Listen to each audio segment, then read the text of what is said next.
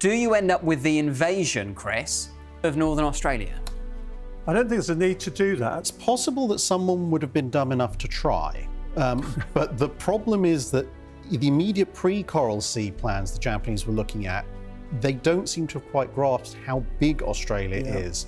Because the Japanese Navy's first plan is to take basically everything we can see on this map, the northern coast, and they think 50,000 men will do that. It's like 50,000 men, you could probably space them across the coast with radios and they still lose contact with each other. Would it almost be like Hitler invading Russia? You just get bogged down. Yeah, and I mean, you've also got the Australian wildlife. Allied crocodiles. Yeah. So the Battle of Midway is fundamentally different. You do not get a famous American victory if the Battle of the Coral Sea is decisively won by the Japanese. You probably sue for peace at this point. Do the bombs get dropped? Depends, actually. So politically, I wonder how that runs. I suspect they get dropped if the initial sort of catching Japan in the vice doesn't work. But fundamentally, we're talking about a completely different Pacific War. The idea of naval warfare can often conjure up familiar images. Ships fighting broadside to broadside, or perhaps torpedoes launched from submarines. Yet in May 1942, a thoroughly different type of engagement took place, one in which no opposing ships fought or even caught sight of one another. It was the world's first aircraft carrier battle, where over the course of 4 days, rival US and Japanese ships, miles apart from one another, were attacked by planes from above. It was one which saw both sides attempt to claim victory, and though the Japanese did sink more ships, the US was able to turn them back for the first time since the start of the war, marking a major turning point in the Pacific. This was the Battle of the Coral Sea.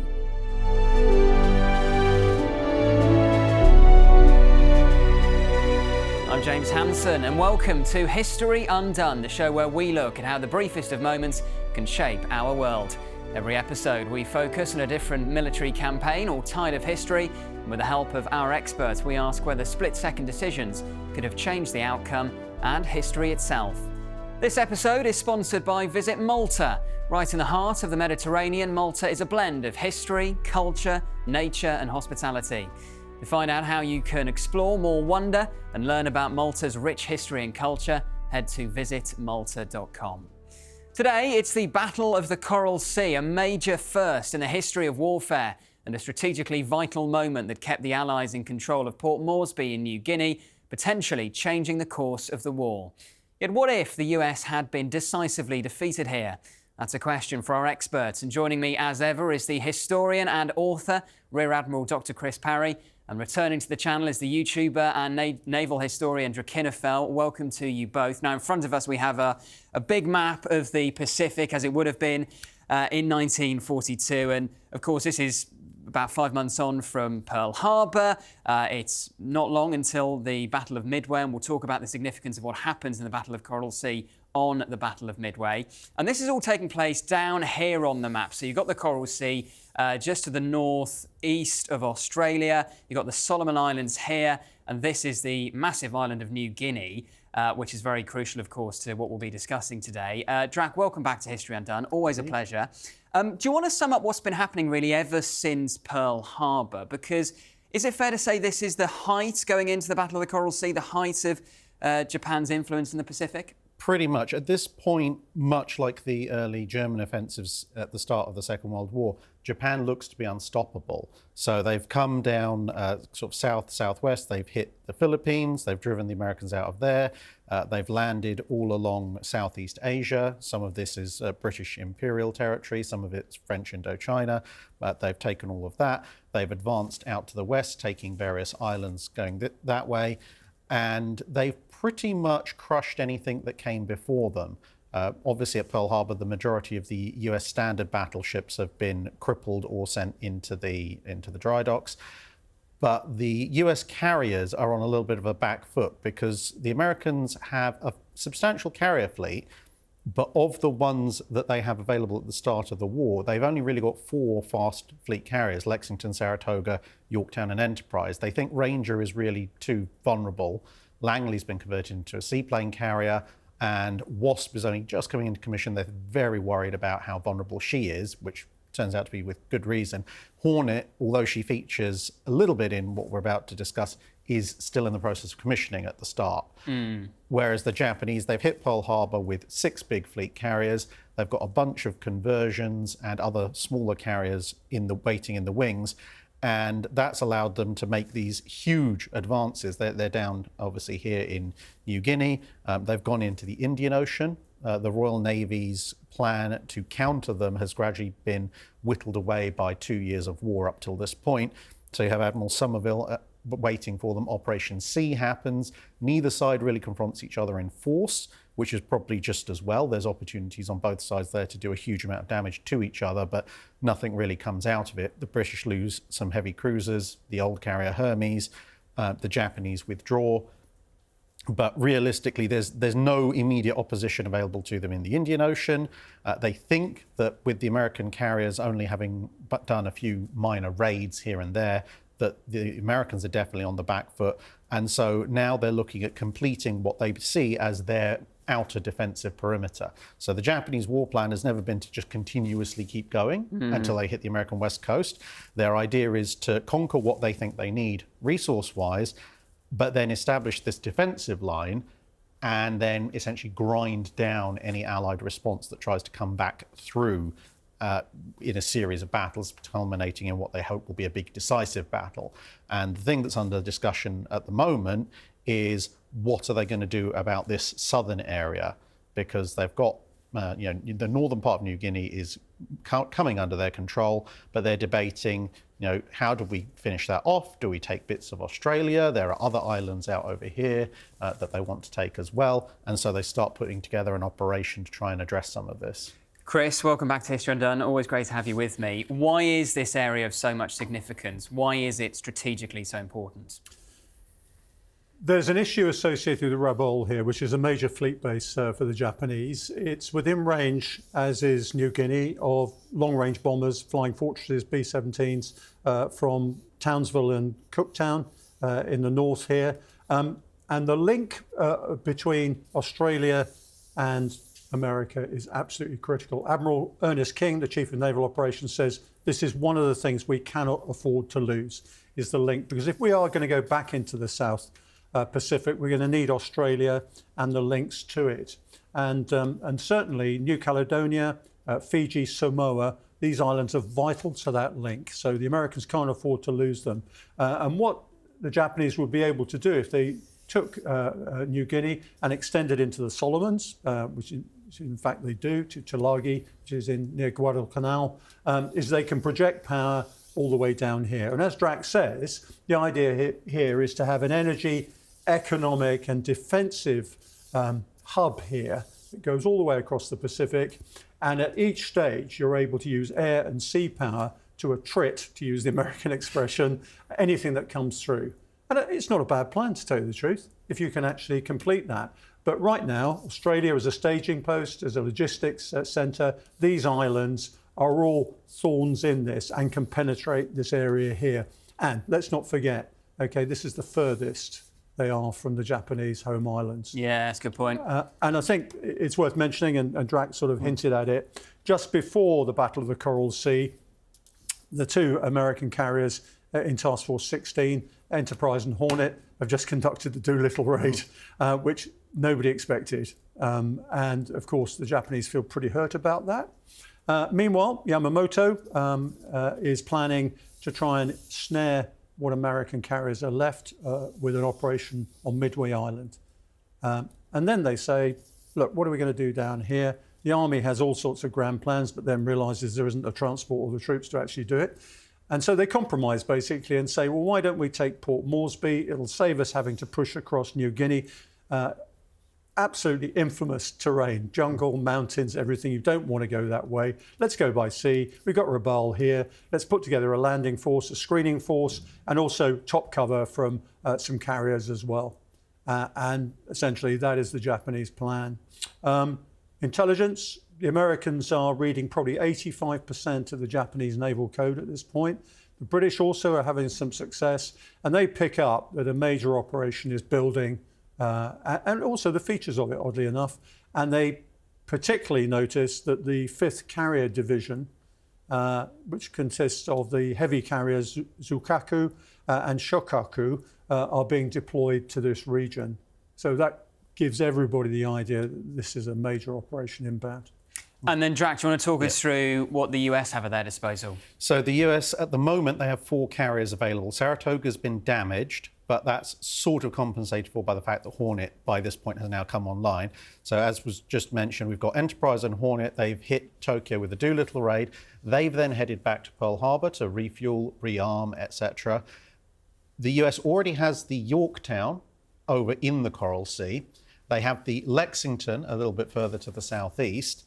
And the plan, ideally, is for Enterprise and Hornet to hightail it from Pearl Harbor and rendezvous with the other 2. So they're sending Lexington in to join up with Yorktown already, but they need to get the other 2 in as well because they reckon, well, all the carriers combined, this will give us an advantage in force over what the Japanese could deploy there. Because at this point, Kaga, one of the Japanese fleet carriers, is in dry dock because she went aground during earlier operations, so she's out of play. Akagi, Hiryu, and Soryu are all heading to Japan already there, getting refitted after Operation C. Shikaku and Zuikaku, because they're not just the biggest, they're also the newest fleet carriers at this point. They're in a bit better shape after Operation C, so they're the ones that are available to be deployed as the heavy hitting force.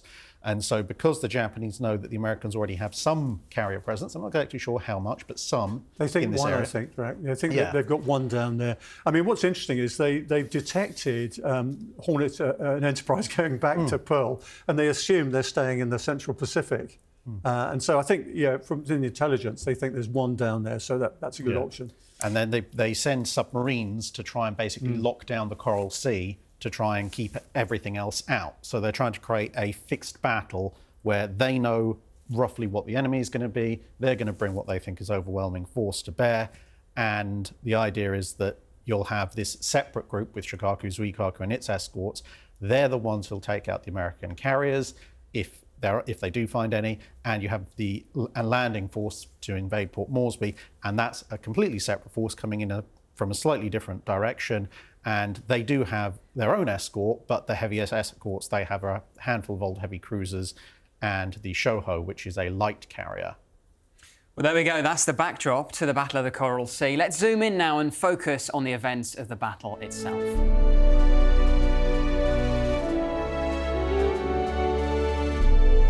Now, before we get into the battle itself, let's just run you through some of the key statistics. The US had 2 fleet carriers, 8 cruisers, 14 destroyers, 2 oilers, and 128 carrier aircraft available. In terms of casualties, they lost 715 personnel. 1 carrier was sunk and another damaged. 1 destroyer, 1 oiler, and 69 aircraft. The Japanese, meanwhile, had 2 fleet carriers and 1 light carrier, 9 cruisers, 15 destroyers, 139 aircraft, and some additional vessels. Their personnel casualties were heavier, with 966 people killed, 1 light carrier sunk, and 1 fleet carrier damaged, and they also lost 1 destroyer and over 70 aircraft. OK, let's talk about the battle itself now and some of the key engagements. We have a new map in front of us. Chris, do you want to start with, I suppose we have to mention this little island here in the Solomon Islands, Tulagi? Yeah, it's part of the overall plan. They're not just going for Port Moresby, they want to go for Tulagi as well. Again, it's pushing out the boundaries to make sure they can extend. And let's not forget, of course, later on, they start building an airfield in Guadalcanal as well, which leads to the Battle of Guadalcanal. So that's quite important. So they're pushing out all the time. Now, what's really important is they're looking for islands to base reconnaissance aircraft on. And so almost anywhere they can build a strip to put reconnaissance aircraft on, they're doing that. Now, Tulagi, they're going to set up a seaplane base. And people underestimate the extent to which the Japanese used seaplanes in World War II. In fact, all sides in the Pacific used them, but the Japanese in particular. So they start basically construction on that, and they pitch up with some warships, minor warships mostly, and the Americans detect it. And so basically in the opening phases of this battle on the 4th and 5th of May, the Americans detect what's going on at Tulagi and they attack them. And they sink several of the vessels. The Japanese continue with building what they want to build there, but it gives an indication there's an American carrier in the vicinity. And indeed it is. It's Frank Jack Fletcher, who's in command of Task Force 17, which is the Yorktown Carrier Battle Group. And Fletcher's an interesting guy. He's a Medal of Honor winner from just before World War One, where he rescued people from a merchant ship called the Esperanza. Oddly enough, his uncle also got the Medal of Honor, and he was in command at the time. So there's a family link there, a real Nepo admiral in some ways. But he's a serious guy. Admiral King, the CNO, doesn't like him very much, but Nimitz does. He trusts him. And meanwhile, to the south, as Drac said earlier, you've got the Lexington group, the other task force, and they're looking to meet up in the face of this threat. But what Yorktown has done is given the game away slightly, and the Japanese are saying, okay, we know there's a carrier down here, we think it's operating here. They don't really know about Lexington at this stage, and they know the other two are up here somewhere. So they think, okay, that's open. Now, the next couple of days, they spend basically groping around this vast area to try and find each other. So you've got Lexington and Yorktown trying to meet up, and they do meet up. Lexington's aircraft actually detect some of the Japanese, but Frank Jack Fletcher has said, we're doing radio silence. And they have a prearranged rendezvous, and they meet up at that point. And of course, they're now a combined task force under Fletcher. Meanwhile, the Japanese basically are looking for them, and also the Shoho and some of the other forces are screening the invasion force that is coming in to Port Moresby. Now, significantly, Fletcher has detached a tanker called the Neosho and a destroyer called the Sims down to here, basically to help out some of his other forces. You need the tank. He's only got 2 tankers, remember.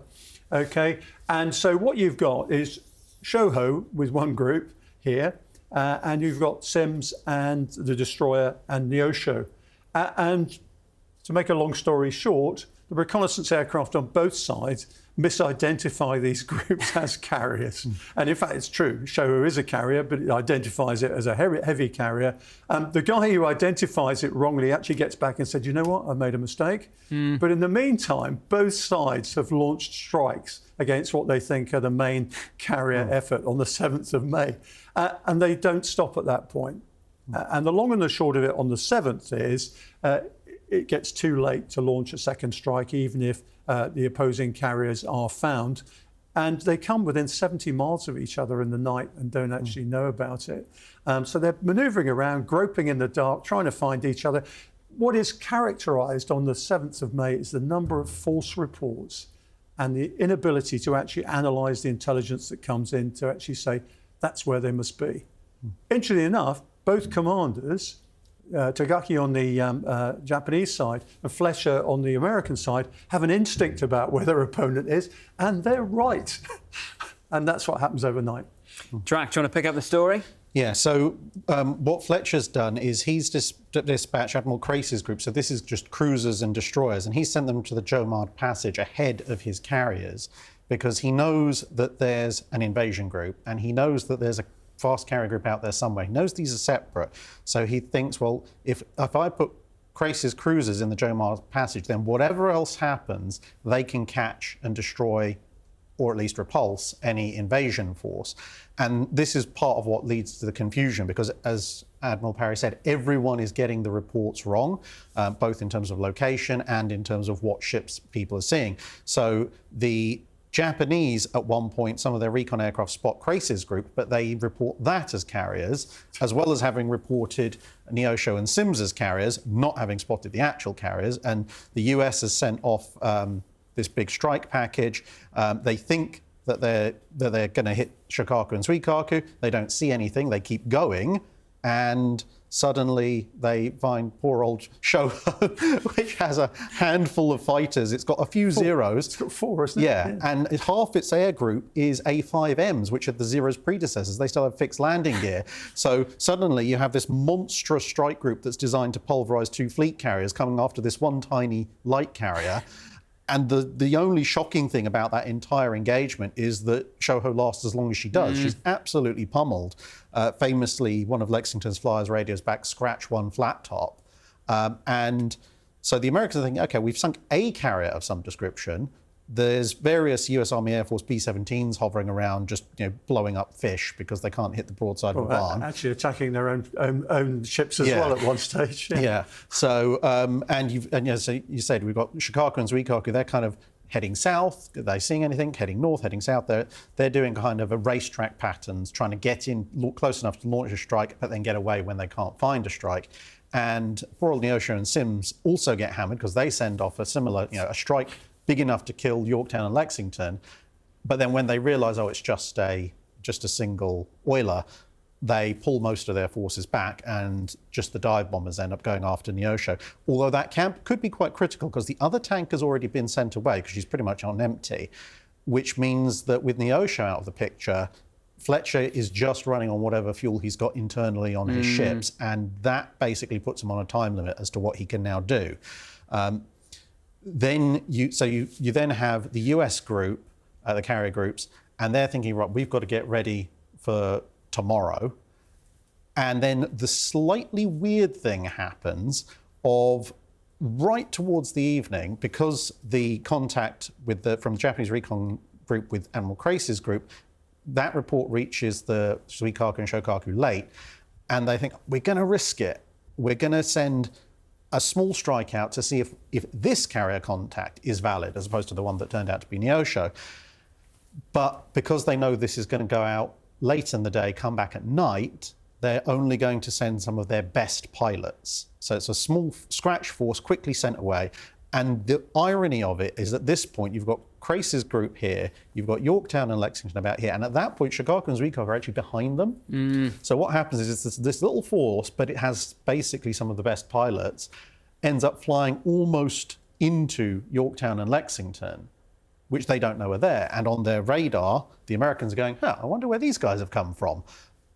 The combat air patrol is sent out and more fighters are scrambled, and they manage to jump these strike aircraft, unsurprisingly shooting down quite a few of them. Now, in terms of overall numbers, the Japanese don't lose too many aircraft, but they do lose a lot of their most experienced aircrew. And this will kind of set the stage for the following day, because now everyone's kind of aware that, okay, our recon is terrible, but we do know that there are definitely enemy fleet carriers out there somewhere. So both sides are preparing for the fight the next day. The pilots are obviously resting. The aircraft are being maintained because obviously they've gone through quite a lot of activity on the first day. And the stage is now set for the big showdown. Which we'll come on to in just a moment. Yeah. Just before we do, I just want to ask you, Chris, how significant a loss is the Shoho? I mean, it's a light carrier, but it's still a significant loss? It's not much, really, to tell you the truth. I mean, it's an odd situation, isn't it? I mean, you've had the Neosho and the Sims taken out, thinking they're carriers. You've got Shoho taken out. It's only got 16 aircraft on. So it's essentially a reconnaissance platform. It's nothing more than that. It's not really a strike or air defence carrier. Obviously, in the American mind, they've got a carrier. They don't know what else is out there. They think there's two. There could be more, but we've got one. So not really. Drac, you set the scene very nicely for the kind of the big climax. Do you want to take us through it? Right. So what happens when we get to the sort of the big battle, if you like? The day before, there's been lots of cloud cover over the American carriers, which is partly why they weren't spotted by Japanese recon. And there was clear skies over the Japanese. Now that weather pattern has shifted, there's lovely clear skies over the Americans and quite heavy cloud cover over the Japanese. But both sides send out huge numbers of recon aircraft. And it's not just the carriers. You've got cruisers, and for the Japanese, obviously, they've got land-based aircraft going out as well. And both sides pretty much spot each other within 10, 15 minutes or so of each other. So they both start scrambling. The Japanese are quicker off the mark, because they have a practice whereby they have mixed groups on each carrier flight deck. They'll launch a certain amount, and then those waves from multiple carriers will combine and give you a full spectrum attack force. The American practice at this point is to basically launch everything from a flight deck, which takes a lot longer, but they realise this is taking too long, so they start sending out what they've got in the air at that point, which is something that's quite common in US carrier engagements in 42. So you've got these two strike forces coming past each other, essentially. They don't encounter each other on the way out, but they will actually encounter each other coming back. And they hit, the Japanese hit Lexington, and they do hit Yorktown as well. Lexington's hit a lot worse, partly because of the combat air patrol effectiveness. And remember, although we have radar at this stage for the Americans, their fighter control and direction is not really up to scratch. That's something that they won't really learn until the end of 1942 when HMS Victoria shows up to teach them. So some of the combat air patrol gets in. They manage to shoot down a number of Japanese bombers that are going after Yorktown, but they're not quite so lucky in going up after the bombers that hit Lexington. So although the Japanese air groups take very heavy losses, they are able to put multiple weapons into Lexington. She starts burning. The damage control crews go to work. They think the fires are out, but she's knocked out of action. So now the Americans are down to one flight deck. At the same time, you've got American strikes going over to Shikaku and Zuikaku. As we said, with the cloud cover, a first strike wave finds and hits Shikaku quite heavily, but then subsequent follow-up aircraft, they can't find Zuikaku at all. Few of them spot Shikaku through some cloud cover. They make a few more attack runs, but they're not able to substantially improve on the damage that's already been done. And then, as we said, both air groups are heading back. And they actually, at this point, now they run into each other, and the Japanese actually come off the worst for that. They lose more aircraft. So by the end of the day, it's looking like scores might be about even for that engagement. Both sides have a damaged carrier and an intact carrier.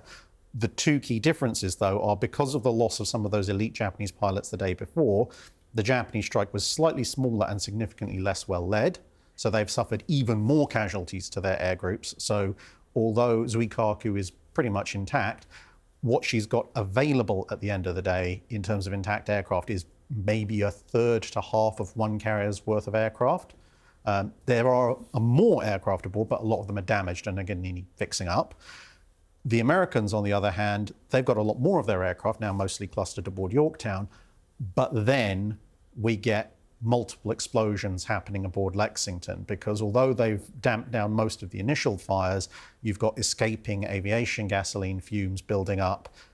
And on a ship that size, especially a ship that's just been damaged, sooner or later there's going to be a spark or a little flare-up of fire somewhere, and the first of several major explosions start to rock the Lexington, which are actually very well documented because people are filming it, people are taking photos. And after multiple explosions, it's eventually decided we can't actually keep this aircraft carrier afloat. The first one, they think maybe we might, but eventually it's too much, so Lexington has to be abandoned.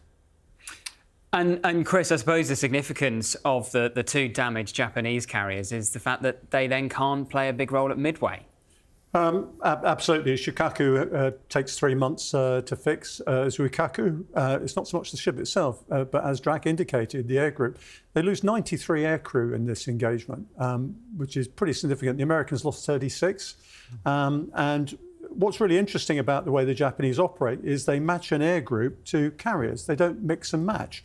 So, for example, when Yorktown goes back to Pearl Harbor to be repaired after this, she takes on most of Saratoga's air group, because Saratoga's being repaired on the West Coast. And so the ability of the Americans to cycle through their aviators, both experienced and inexperienced, is much better. But Zuikaku goes back, and they don't bring all the air groups together. And, I think if Yamamoto had a choice, he would have wanted these two at Midway. And 6 carriers at Midway would have made a considerable difference against Sperance's 3 at the time, even if you account for Midway being the 4th carrier. I think what's interesting about this battle is one of the really, really revealing issues about it is if you get your first strike in, it's actually worth the same as having another carrier. In terms of the weight of effort you can actually put in against your opponent. I think, as we've talked about, the ability to actually bring combat information in and make sense of it has to be really well developed over the next few months. And the Americans essentially learn by doing, learn by failing in some ways. And they never really get into this state again. Midway, classic case, where they act on intelligence. Their combat information is pretty good. They shouldn't technically really win Midway. It should be another draw like the Coral Sea. But when you take into account the fact that these 2 carriers are missing, the fact that actually, for the first time, the Japanese fleet air arm has actually taken a reverse. That's the key point. They're used to actually winning every time now, whether it's the Indian Ocean, in the East Indies, Anywhere else, they've won. And so they're losing experienced people. They're also, for the first time, going up against Americans who actually want to fight, which is not something that their ideology has been telling them up till now. And so, yeah, it makes a big deal that these two are put out of action for Midway. Well, briefly, I want to get your thoughts on that, Drac. I mean, the question of who wins the Battle of the Coral Sea is a big one. Chris, you referred to it as a draw there, but you could say, well, hang on a minute, the Japanese didn't capture Port Moresby, and they found actually that the US were a formidable enemy. So, you know, is a draw the correct way of characterising it? If you're aggregating everything, then yes, it is a draw. In some ways, there's almost parallels to Jutland in that you've got the sort of the tactical, who lost the most ships. So in this case, the Americans lost the most ships. But in terms of the strategic objective, what was the point of the battle? For the Japanese, the point of the battle was to get a landing force to Port Moresby. They don't manage to accomplish that because with Shoho down, they don't have any air cover for the invasion force. With Shikaku and Zuikaku essentially stripped of aircraft, they don't have any air cover from that perspective either. And although their pilots tell them that they've sunk 2 carriers, they think they've got Yorktown as well. Remember from the previous day, they think that maybe there might be some carriers, and later on the reconnaissance even says battleships over in Crace's group. That's right, And they're still thinking, well, okay, that contact where Neosho was turned out to be an oiler, but was there a carrier there before, and did it go off in another direction? So they don't know how many carriers there are out there, and they realise, well, without any air cover, sending a bunch of loaded slow troop transports around to Port Moresby is going to be suicide, so the invasion turns back. So from a strategic perspective, the Americans have won, but from a tactical perspective, they've lost. So overall, you could call it a net draw, but for the Japanese, it's more of a setback on a grand strategic level. Although there are a couple of rather interesting points that come out of this for the Americans to improve on, one of which is, of course, Lexington. So one of the guys on Yorktown sees all this happening, and he turns around and says, well, why don't we fill all our gasoline lines with CO2 once we've done fueling the aircraft? That will go on to save a lot of American lives in future carrier engagements, because it now means that you don't have massive internal gasoline explosions most of the time. The other thing that they realise is they do need to maybe dial it back a little bit on the whole radio silence thing, because although it's done them great service in terms of not letting the Japanese know what's going on, poor old Admiral Crace is left out here. He's hit by aircraft once and falls back a little bit, but he stays in striking distance of the Jomard Passage. But after a few days, the Japanese invasion force has gone home, the Japanese carrier group has gone home, the American carriers have gone home, and Crace is sitting there going, where's everybody gone? No one's actually told him that the battle is over, so eventually he thinks, oh, I'm running low on fuel, I'm going to go off to Australia then, and shows up. And the first thing he knows about what's happened with this battle is when he gets to Australia, and he was like, oh, by the way, we managed to sink a Japanese carrier. He's like, that's great, would have been nice if someone told me what was happening. There's a couple of interesting things, isn't it? There's only one carrier here that's going to turn up at Midway, and that's Yorktown. Yeah. That's the first thing, so that's probably a plus. Second thing is, the fact that Papua New Guinea isn't invaded means that the Japanese have to come overland through some of the worst jungle and mountainous territory in the region, and it doesn't go very well for them. And secondly, of course, this is the start of MacArthur's Southern Pacific campaign. Yes. So without that, you're going to make things a lot more difficult for yourself. So that's the case. And then, of course, we have Guadalcanal, which then is able to take this on. If you don't go in there, Tulagi continues as the seaplane base. Just think, if you have these islands here, Port Moresby, Guadalcanal can't happen. Well, just before we get into the long-term consequences of the Battle of the Coral Sea, one other thing we should probably mention is that, maybe this gets overlooked too much in history, partly because of where it falls, between Pearl Harbor and the Battle of Midway, so it gets overshadowed somewhat. But also, this is so significant when you think about the fact this is the first carrier versus carrier battle in history. Yeah, I mean, I think the other thing that's overlooked, because the maps never normally show it, is you've got a whole string of islands here, all the way down to Australia, and that is the route by which all your logistics are going to come. The invasion force for Guadalcanal comes from Australia. It doesn't come from America. The distances are huge from America. People underestimate this. So if Coral Sea is lost, okay, that whole area down there towards New Caledonia and elsewhere is totally lost to the Americans and to the Australians. And that is pretty war-winning, to tell you the truth. You're going to think to yourself, it's too difficult to come from the West Coast to deal with this. And it's quite formidable. There's no question. OK, well, there we go. That is the real history of what happened during the Battle of the Coral Sea. Now let's undo all of that. This is History Undone.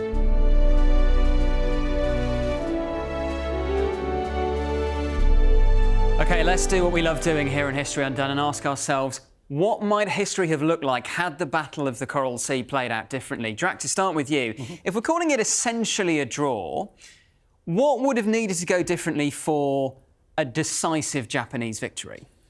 OK, so there's a few things that could have happened that could have given the Japanese a big leg up in this battle. Firstly, of course, we had the initial scout which found Neosho. Now, if they'd headed a little bit further west, then they could have actually spotted Yorktown and Lexington, and therefore the big strike that hit Neosho, which the Americans didn't see coming at all, could have hit Yorktown and Lexington on the first day of the battle without any real ability for them to reply, because their strike's gone off eventually to take out Shoho, but it wouldn't be available to go after the Japanese carriers, and has obviously taken a lot of fighters with them. The other thing on that first day could have been that late evening strike. Again, if their recon had been a little bit better, and instead of spotting Crace's force and saying their carriers, if they'd gone a little bit further east and again spotted the real task force, then that scratch force could have come in and, okay, yeah, it would have still been rather vulnerable, but if they knew the American carriers were that much closer and that they were two of them, then they might have had some fighter escort, and again, that would be another opportunity to hit Yorktown and Lexington without an ability for the Americans to respond. The third one, as Admiral Parry mentioned, is of course that when they come very, very close at night. Now, to be fair, the Japanese surface escorts are slightly smaller in number than the American surface escorts at that point, but as would go on to see at Guadalcanal, in the early part of the Pacific campaign, the Japanese have something of an advantage in night surface actions. So although that would have been a much more dicey engagement, that's another potential route for them to hit Lexington and Yorktown. And of course, any one of those could have put substantial damage on the American ships. And then the next day, it would have meant, as was said, if you get your first strike in, it's like having another carrier. If you've taken the Americans down to just the one carrier, they're going to be faced with the choice of, do we break off, in which case you've ceded the field, great, fantastic, the Japanese win, or do you keep trying to fight with one carrier, whereas the Japanese now know exactly where you are, they've got two, they come in the first light of dawn, and then that's it, game over. So it's very possible, with a slightly different roll of the dice, that the Japanese could have won Coral Sea. Had they done so and invaded Port Moresby, potentially that cuts the New Guinea campaign short quite significantly. That actually frees up a huge amount of Japanese resources and troops. It further secures the Dutch East Indies, which is where they're now getting most of their fuel from. It potentially accelerates the timeline for Guadalcanal because of all the freed up resources and not sunk ships. They might very well pull Shikaku and Zuikaku over to Midway, and of course the whole calculation around Midway in part is influenced by the way Coral Sea goes historically, because they think they've got Yorktown, so they think there should only be Enterprise and Hornet to oppose them, when of course Yorktown gets patched up very quickly and shoved back out as the third flight deck. Well, an interesting point actually is, do you think Nimitz and King are going to commit to Midway with just two carriers? It's an interesting one. I've heard it from both sides. Nimitz supposedly was willing to try, sort of gambling on the fact that he had intel and therefore the element of surprise plus and aircraft on Midway. Whether he would have gambled 2 against 6, because 2 against 4 plus the island of Midway with surprise, maybe. 2 against 6. I mean, at that point, your main problem isn't necessarily going to be surprise. It's going to be the fact you physically don't have enough aircraft to put down 6 aircraft carriers at once. So even if you went in, and even if you got the historical result, because let's face it, most of Hornet's flight group went wandering off to nowhere at Midway. But if you got the historical result of 2 carrier air groups going in, hitting Akagi, Kaga, and Soryu, well, historically, you only have Hiryu to counterattack. If you have Hiryu, Shikaku, and Zuikaku to counterattack, then potentially that's enough force to, well, that is enough force to wipe out the 2 remaining American carriers. If I'm as an aviator, I'm not putting all my carriers together if I've got 6. You're going to see 3 different pairs, and for the Americans to take on those sorts of radials is going to be almost impossible. You might find 2. while 4 others are attacking you. I mean, if the Japanese had been able to put 6 carriers onto Midway, it would have been an annihilation. I've got no doubt about that. So the Battle of Midway is fundamentally different. You do not get a famous American victory if the Battle of the Coral Sea is decisively won by the Japanese. You probably sue for peace at this point.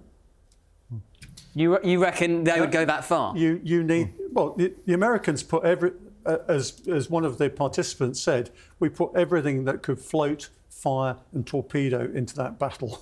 And fly.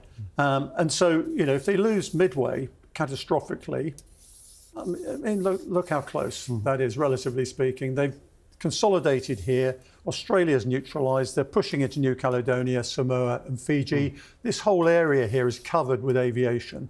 And how are the Americans going to even approach that until their industry is back up to speed? So you think they sue for peace and they just focus on Europe? Yep. Wow. Well, because the thing you've got to remember is that American war industry is in the process of building the fleet that will eventually steamroller Japan. But if we look at even historically with the American victory at Midway, by the time you reach the end of 1942, they only have 1 fleet carrier left operational. Technically, they have 2 afloat, Saratoga and Enterprise, but one of them is very badly damaged and needs to go back home, which is why Victorious ends up in the region. At that point, the Japanese have more fleet carriers, albeit some of them are conversions, available by quite a significant margin. Their air groups have taken a bit of a pounding, but you can reconstitute that somewhat faster than you can build new carriers.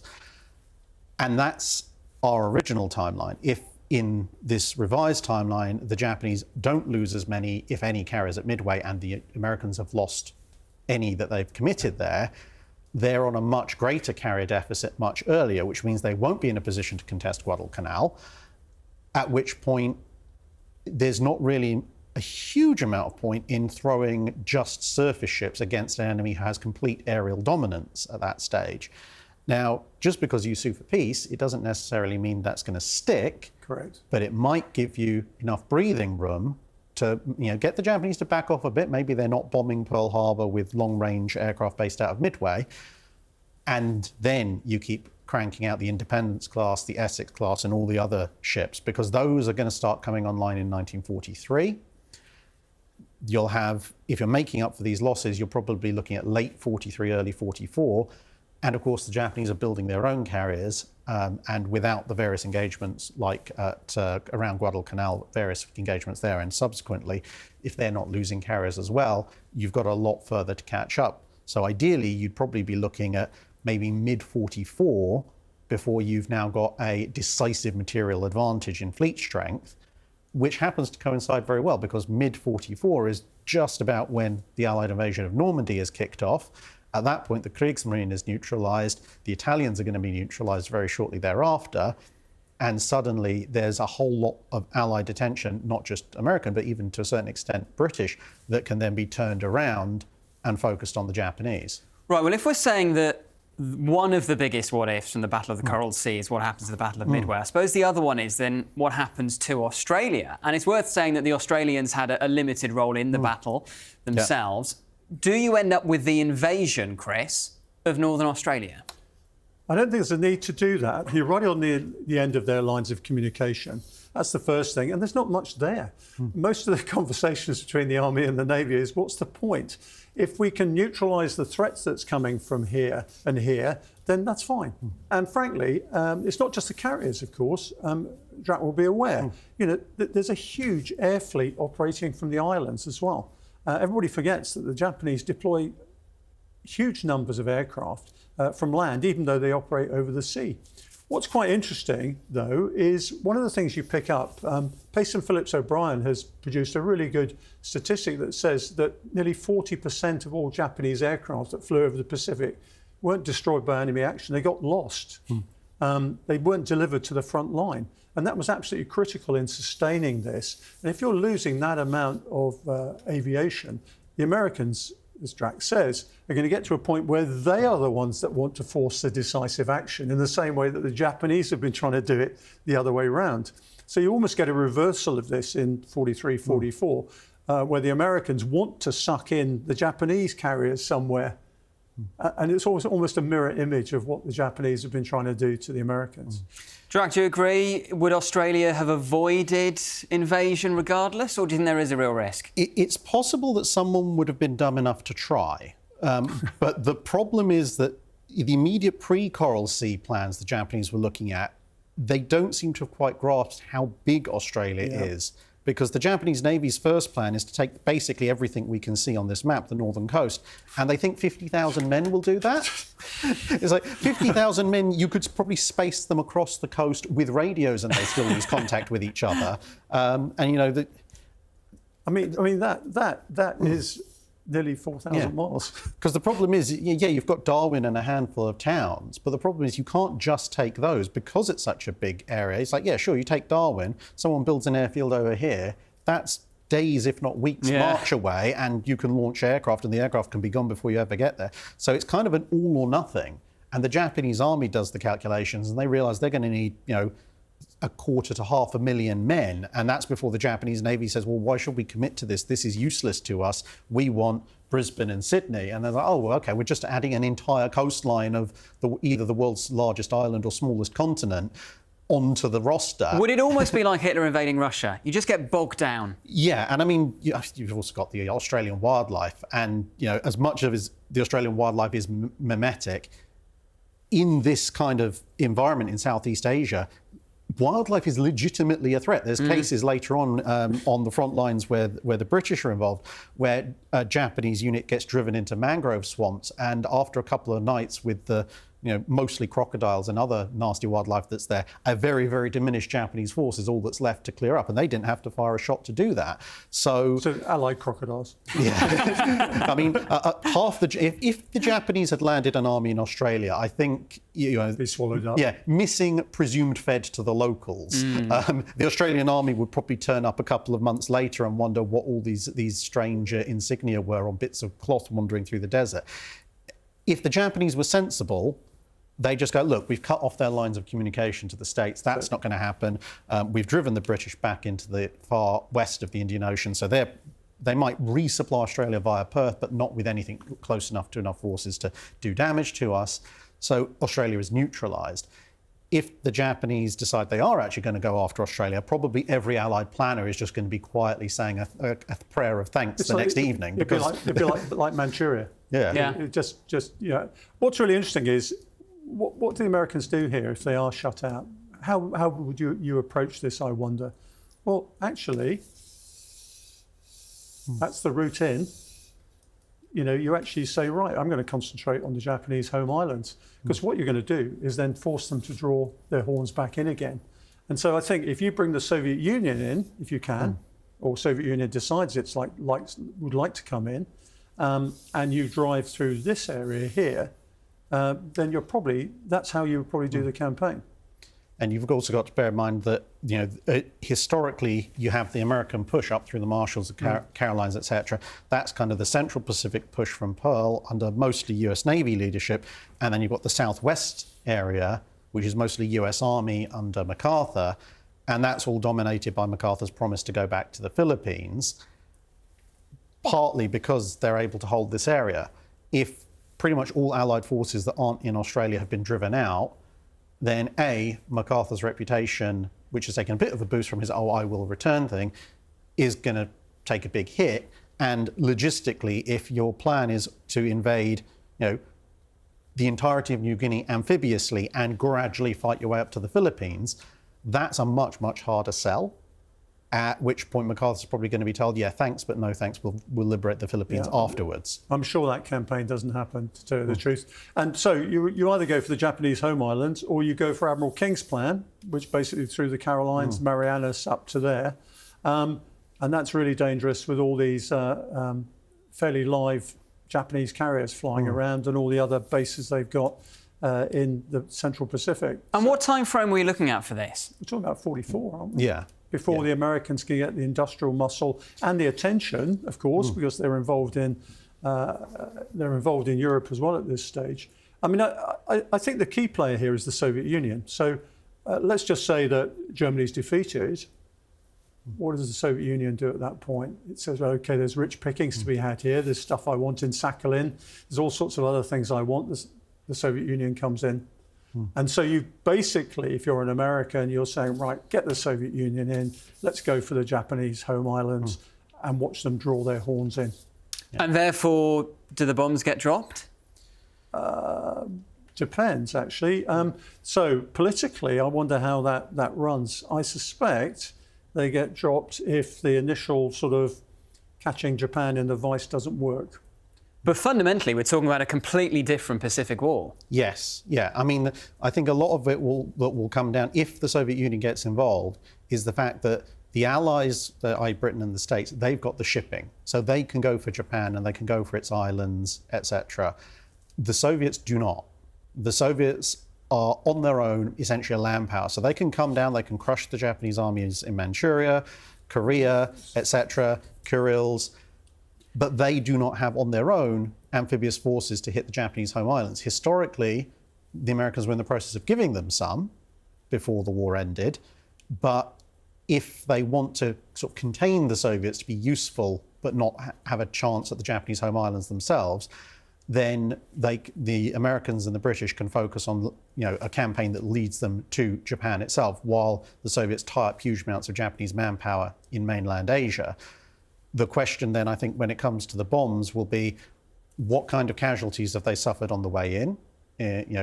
A lot of the invasions of Taro, Iwo Jima, Okinawa, that factored into the decision-making for dropping the bombs historically. But also, what does the Soviet Union do? Do they demand amphibious ships? Do they try building them themselves? Because by the end of the war, when you have sort of the first stages of the Cold War beginning to settle in, if the alternatives are, we could do a big amphibious invasion of the Japanese home islands, potentially grind them down, the Soviets will come in and help, but then you might get an East Germany, West Germany situation in Japan. At that point, the Allies might decide, actually, we'd rather drop a couple of nukes, grab the Japanese surrender ourselves now, and, well, pretty much what they did historically, build up Japan as a counterpoint to the Soviet Union. But bizarrely, of course, it wasn't the bombs that ended the war. It was the threat from the Soviet Union. And whether they had the amphibious shipping or not, they were really worried about the North Island being taken. I mean, in fact, what's quite interesting here is that if you were able to isolate Japan, 44, 45, you just let the rest of this wither on the vine. Because you actually cut off the home island. So definitely that is the point of attack that you want to make. And if you can get the Soviet Union, even better. The tragedy would be, of course, is the millions of people that would almost certainly die as a result of actually the Japanese still holding on to all these populated areas here while they're basically being strangled themselves. Especially when you take into account that one of the most effective Allied countermeasures, both historically and in this alternate timeline, is the submarine campaign. Yeah. And it's very, very effective at starving the Japanese home islands of resources, but ships move both ways. And so suddenly you have all these islands. Now, some of them, like the Philippines, can be self-sustaining in and of themselves. And one of the reasons for invading it in the first place by the Japanese, But some of the others, not so much Singapore because that's connected to the rest of what at the time is Malaya, but a lot of these other places like Guam and Guadalcanal, they now have massive Japanese defensive garrisons placed on them. Those islands weren't particularly self-sustaining in the first place, and the Japanese garrisons, if they're cut off from supplies, they're going to prioritise supplies for them. And that was the plan with the island hopping campaign that King and Nimitz had, of course, in relation to that. Closing thought from each of you, to start with you, Drac. Do you think the Battle of the Coral Sea gets unfairly overlooked? I think it does, because one, in the literal immediate aftermath, I think you're talking only a handful of weeks afterwards, you have Midway, which is a much more decisive engagement. It's very easy to say this is a tactical and strategic victory. Coral Sea is, as we said earlier, it's a strategic victory, but it is a little bit of a tactical defeat. And it's on a much smaller scale as well. It's 2v2, not 3v4. So I think it does get a little bit overlooked sometimes. And I think the other thing that doesn't help is that Admiral Fletcher, who is a very, very capable admiral, is in command. And then later on, during the Guadalcanal campaign, he gets unfairly maligned for some of his actions during that campaign, whereas Spruance doesn't. Spruance never really has a defeat or a setback. And of course, later on, you also have Halsey going around. And so it's much easier from a propaganda perspective to lionize the victories that are decisive and the admirals who have never seen a defeat, as opposed to a half and half battle led by an admiral who later, although unfairly, has had his reputation somewhat tarnished. And once you have that propaganda effort in the wartime period and shortly after, it kind of snowballs. And we see this with a lot of different things when it comes to World War II. Everything from Norway, Bismarck, the Italians. All it takes is a small seed of propaganda at the time, and by the time you get to the 21st century, it's snowballed to a much greater degree. Chris, final thought? Yeah, I mean, Fletcher's an interesting guy. He's well respected within the service. And as Drac says, I think he unfairly suffers. Of course, he plays a backseat at Midway to Spruance. There's no question about that. The CNO, King, doesn't like him. He doesn't think he's aggressive enough. And there's another issue as well. King used to command the Lexington, the Lady Lex. And there's just a hint that actually you lost my ship at the Coral Sea. And Fletcher is a very competent admiral. There's no question about it. He has a lot of success up here later in the war. And I think probably one of the overlooked admirals of World War II. But what's interesting is something we hinted earlier, is the Americans immediately do a lessons exercise on the Coral Sea. And the aviators say, what does this mean for us? What does it mean for the fast carriers that we're bringing on? How can we change fighter direction? How can we deal with damage control? All the things that we associate with American success in the Pacific come from the failures of the Coral Sea and the learning by doing that occurs here. It's the same at Guadalcanal. It's all about getting them battle-minded for these big battles ahead in the Pacific. And I'm afraid to say, in the early stages of a conflict, you're always going to have this sort of thing.